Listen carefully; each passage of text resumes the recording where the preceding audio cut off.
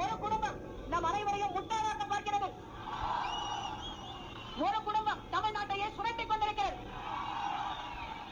ஜனநாயக நாடுகள் அனைத்திற்கும் சென்று ஆராய்ச்சி செய்து பாருங்கள்.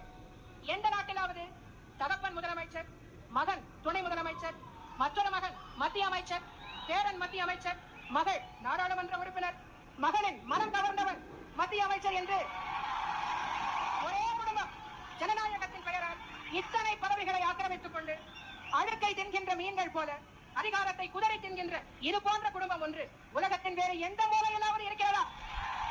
Ideological enemy. அடுத்து திராவிட மாடல்னு சொல்லிக்கிட்டு தந்தை பெரியார் பேரறிஞர் அண்ணா பேரை வச்சு தமிழ்நாட்டை சுரண்டி கொள்ளையடிக்கிற ஒரு குடும்ப சுயநல கூட்டம் தான்.